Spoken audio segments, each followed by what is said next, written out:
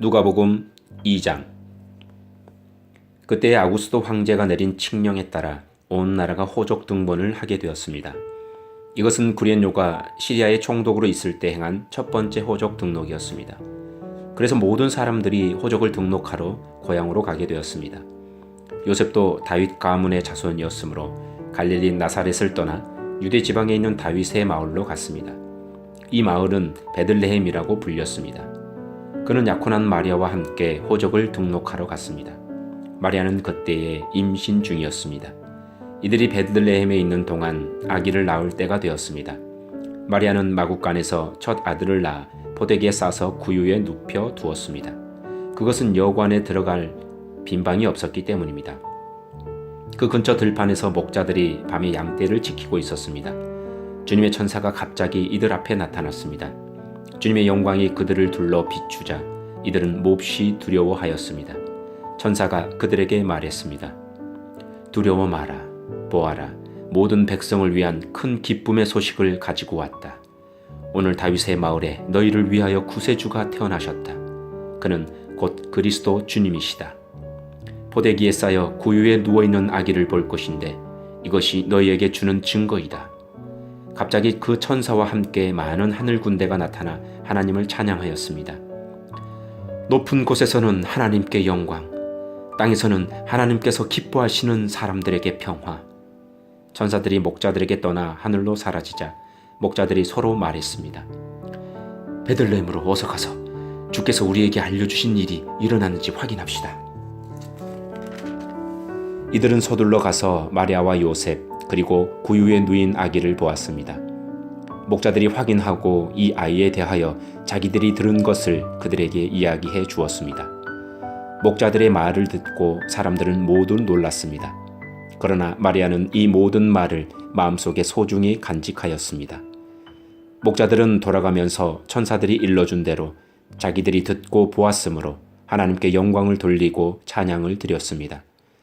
태어난 지 8일째 되는 날에 아기는 할례를 받았고 그 이름을 예수라고 하였습니다.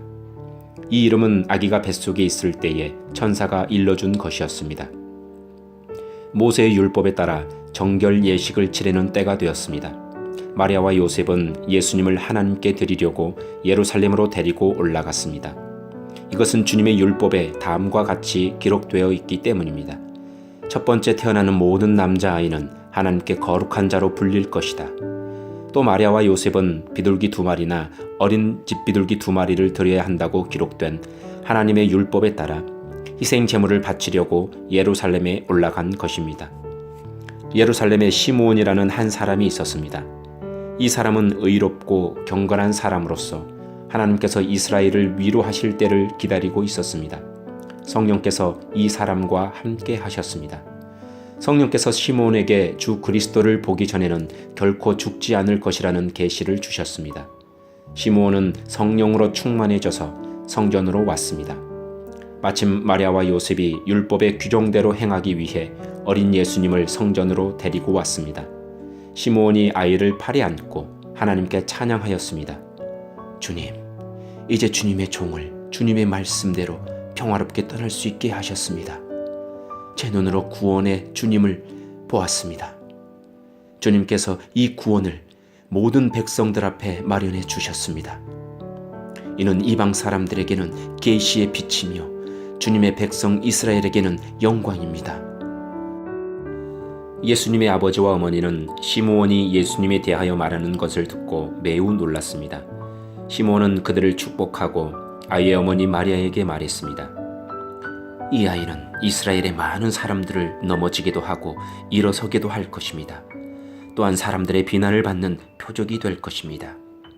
이 일 때문에 많은 사람들의 마음에 있는 생각이 드러날 것입니다. 그러나 당신의 마음은 칼로 쪼개듯이 아플 것입니다. 또 여자 예언자가 있었습니다.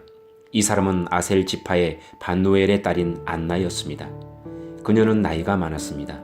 결혼하고 7년 동안을 남편과 살았는데 그 후로 과부가 되어 84세가 되었습니다. 그동안 한 번도 성전을 떠나지 않고 밤낮으로 금식과 기도를 하여 하나님을 섬겼습니다. 바로 그때 그녀가 와서 하나님께 감사를 드리고 예루살렘의 구원을 기다리는 사람들에게 이 아이에 대해 이야기하였습니다. 아이는 주님의 율법에 따라 모든 일을 다 마치고 갈릴리에 있는 고향 나사렛으로 돌아왔습니다. 아이는 점점 자라고 튼튼해졌으며 지혜도 많아졌습니다. 하나님의 은혜가 아이와 함께 하였습니다. 해마다 6월절이 되면 예수님의 부모는 예루살렘으로 올라갔습니다. 예수님이 12살이 되었을 때에도 6월절 관습을 따라 예루살렘으로 올라갔습니다. 6월절이 끝나고 집으로 돌아오는데 소년 예수님은 예루살렘에 남아 있었습니다. 하지만 부모들은 이 사실을 몰랐습니다. 단지 그들은 예수님의 일행들 속에 있을 것으로만 생각하고 있었습니다. 그렇게 하루 정도 길을 간 후 요셉과 마리아는 예수님을 친척들과 친지들 가운데서 찾기 시작했습니다. 그러나 예수님을 발견하지 못하자 예수님을 찾으러 다시 예루살렘으로 돌아갔습니다. 3일 뒤에 그들은 성전에서 예수님을 발견하였습니다. 예수님은 성전에서 율법 학자들 사이에 앉아서 듣기도 하고 묻기도 하면서 계셨습니다. 그의 이야기를 듣는 모든 사람들이 예수님의 슬기와 대답에 놀라워했습니다. 예수님의 부모도 그를 보고는 매우 놀랐습니다. 어머니가 말했습니다. 아들아, 왜 이렇게 하였느냐? 내 아버지와 내가 걱정하며 너를 찾아다녔다. 그때 예수님께서 대답했습니다. 왜 저를 찾으셨습니까? 제가 아버지 집에 있어야 할 것을 모르셨습니까? 그러나 그들은 예수님이 하신 말씀을 이해하지 못했습니다. 예수님은 부모와 함께 나사렛으로 내려갔습니다.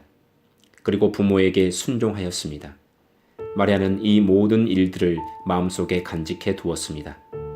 예수님은 지혜와 키가 더욱 자랐고 하나님과 사람들로부터 사랑을 받았습니다.